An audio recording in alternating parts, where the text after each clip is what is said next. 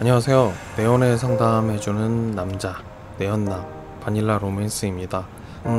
오늘은 남자친구랑 여행 가는 문제로 싸운 분의 사연에 대해서 함께 이야기해볼게요. 바로님, 그동안은 그럭저럭 지내다가 여행 문제로 남자친구와 티격태격하면서 머리가 아파요. 다음 달에 남자친구랑 다낭으로 여행을 가기로 했거든요. 저는 항공권이며 리조트며 알아보느라 바빴는데 남자친구는 시큰둥해 하더라고요. 그래서 좀 싸웠는데 남자친구가 사실 요즘 돈에 좀 쪼들린다면서 돈 때문에 예민해지는 자기가 너무 싫다고 자괴감이 든다고 그러더라고요. 그래서 제가 부족한 건 일단 제가 빌려주겠다고도 했는데 처음엔 고마워했었는데 조금 있다가 또 시큰둥해 하더라고요. 대체 왜 그러는 걸까요? 저랑 여행을 가기 싫은 걸까요? 사랑하는 사람하고 여행을 가는 건데 왜 싫겠어요. 다만 여행이라는 거에 대한 생각이 B양과 남자친구의 생각이 다를 뿐인 거죠. 대개 여자분들의 경우 연애를 할 때 될수록 많은 활동을 하자는 주의예요. 더 많이 연락하고 더 자주 데이트를 하고 많은 추억을 만들 수 있는 곳으로 여행을 떠나고 뜻깊은 선물을 주고받길 원하죠. 이런 활동들을 통해 서로가 서로에게 특별한 사람이라는 걸 확인하고 느끼고 싶어 하고요. 하지만 대개 남자의 경우 연애를 할 땐 큰 트러블만 없으면 된다는 주의예요. 연락과 데이트가 줄어들고 서로가 바빠서 여행을 가지 못해도 상대가 바람을 피우거나 상대와 큰 트러블만 없다면 별 문제가 없다고 생각을 하죠. 쉽게 말해서 남자에게 여자친구와의 여행은 가면 좋지만 상황이 맞지 않으면 어쩔 수 없는 일이라고 생각을 하는 거예요.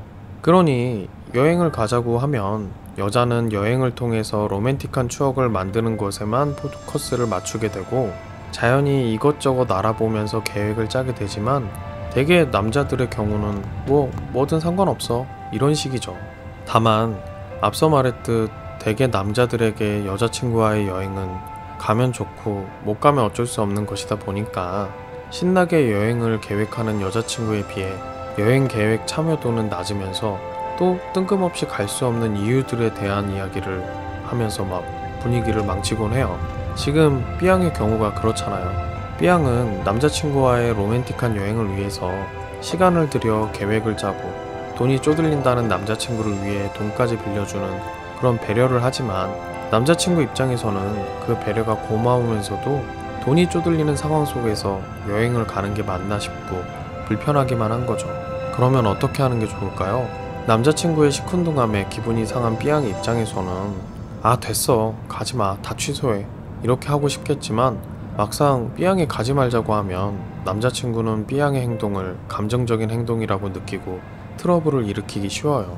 그나마 절충안은 최대한 여행 경비를 줄일 수 있는 짠내 투어식의 플랜을 짜는 건데 짠내 투어식의 플랜을 짜면 B양은 B양대로 원하는 여행을 가지 못해 불만이고 남자친구는 어쨌든 돈이 쪼들리는 상황에서 해외여행을 가야 하니까 부담스럽기는 마찬가지죠.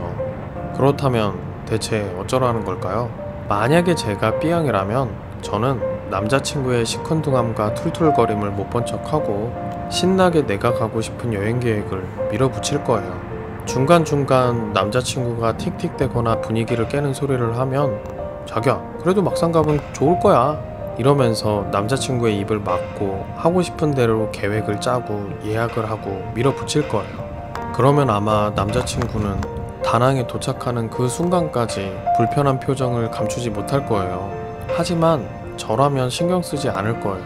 마치 남자친구가 이 여행에 불만이 있다는 걸 전혀 눈치채지 못한 것처럼 신경 쓰지 않고 온몸으로 다낭을 받아들이고 즐길 거예요. 그리고 세상에서 제일 행복한 표정으로 여행을 즐기고 있으면 신기하게도 남자친구는 반나절도 안 지나서 조금씩 여행을 즐기기 시작하게 될 거예요. 남자친구가 시큰둥해하고 툴툴거리는 건 무의식적으로 불편한 심기를 표현해서 B양의 심기를 건드리고 시비 걸기 위함이에요. 명심하셔야 돼요. 이건 의도한 게 아니라 무의식적인 거예요. 이때 B양이 여기에 말려서 왜 그러냐고 날카롭게 말을 하면 기다렸다는 듯이 온갖 이유를 갖다 붙이면서 B양을 탓하고 감정 싸움으로 트러블을 키울 거예요. 하지만 남자친구의 툴툴거림을 못 본 척하면 처음에는 더 티가 나게 불편함을 표시하겠지만 결국엔 조금씩 여행을 즐길 수밖에 없어요. 이유는 심플해요.